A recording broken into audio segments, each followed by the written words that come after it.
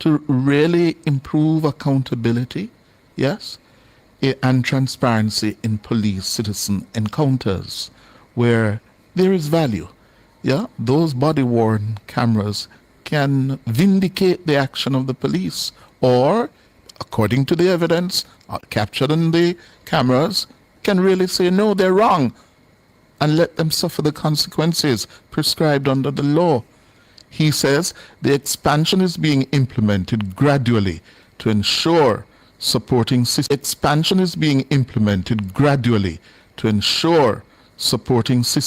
are in place.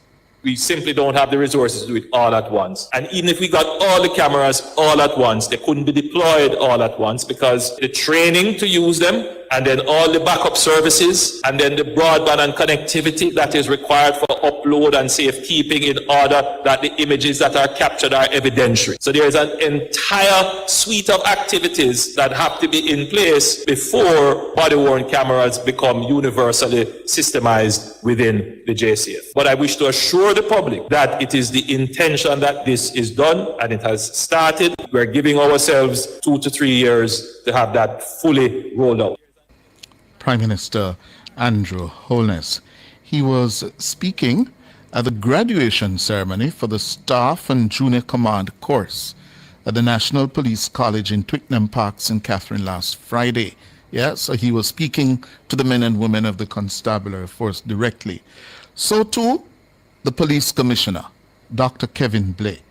He was speaking to the men and women under his command on the issue of the burden of judgment and decision-making in modern policing. And we're going to play for you an excerpt of what Dr. Blake said. My colleagues, policing is, by its very nature, a profession of decisions. Every day across Jamaica, we are called upon to make judgments that carry consequences for life, liberty, safety, public confidence, and national stability.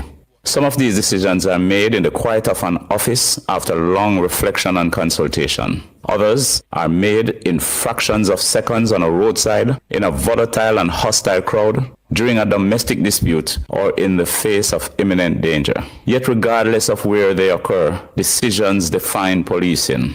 It is inescapable. One of the realities that we all must accept is that policing rarely affords the luxury of perfect information. We often act under pressure, uncertainty, fatigue, emotional intensity, and incomplete facts. Academic scholars in decision theory have long recognized this limitation. Nobel laureate Herbert Simon introduced the concept of bounded rationality, which explains that human beings make decisions not with perfect knowledge, but within the limits of time, information, and circumstance. In our line of work, this reality becomes even more pronounced when we are confronting an armed suspect, a rapidly evolving confrontation, or a threat to innocent citizens.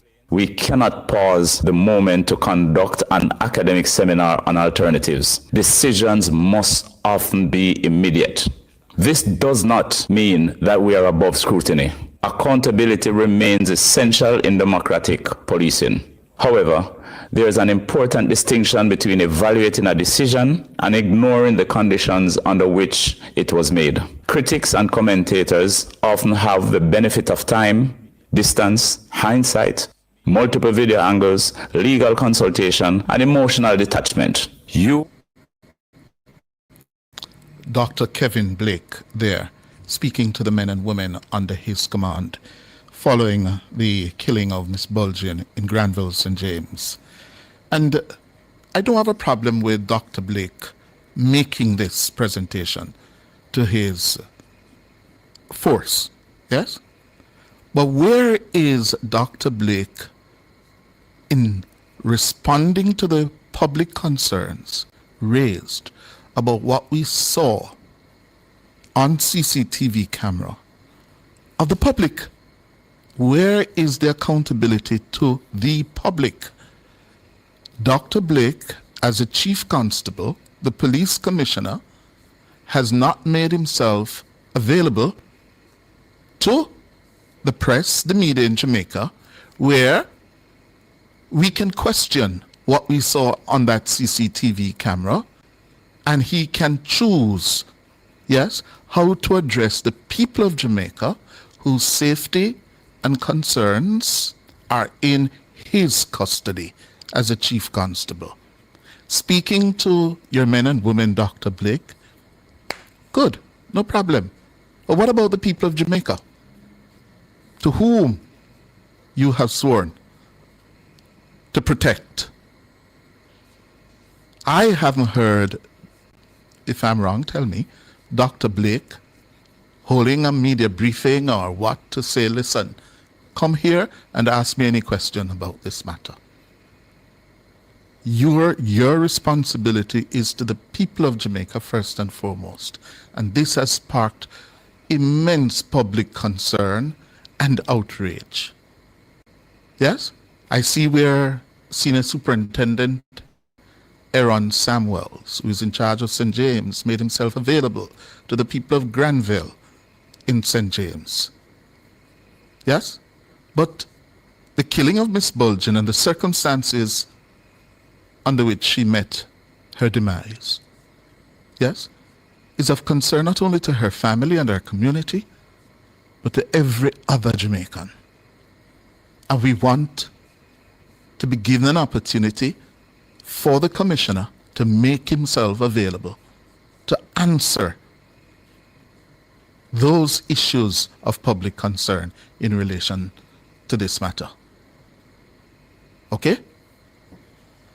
Now, there's also a word this morning that Jamaica is maintaining a near 23% reduction in murders for the first 143 days of the year 2026. That's according to the latest statistics from the Jamaica Constabulary Force. Those statistics show 213 murders recorded up to May 23. That's 62 fewer than the 275 recorded during the corresponding period last year, 2025. But of note, St. James, the St. James Police Division, which had a very good year last year in terms of the reduction in murders. Well, it's going in the opposite direction now. It has reclaimed its dubious, doubtful distinction of recording the highest number of murders so far in 2026. Yes? In St. James, 28 murders, 6 more than last year's period of review. Yeah? And there are also some troubling signs in Hanover, St. Elizabeth, Manchester, Clarendon, Kingston East, and St. Andrews Central police divisions, where murders are going up when compared to last year. Right? We are also seeing where other major crimes are on the decline across the country. Shootings are down nearly 33%, rape down 17%, robberies down 22%, and break-ins are nearly down 11%. So the general pattern of an island-wide reduction in murders is holding, but there are some worrying signs. Yeah? All right. We still have a few more minutes to go. That murder in the Pepin market last Friday of the market manager, Colleen Bernard, in broad daylight, yeah, really alarmed a number of people. And we're learning this morning that the man suspected of gunning down Miss Bernard in broad daylight last week Friday, Crampy, he's an alleged suspect. Well, he's dead.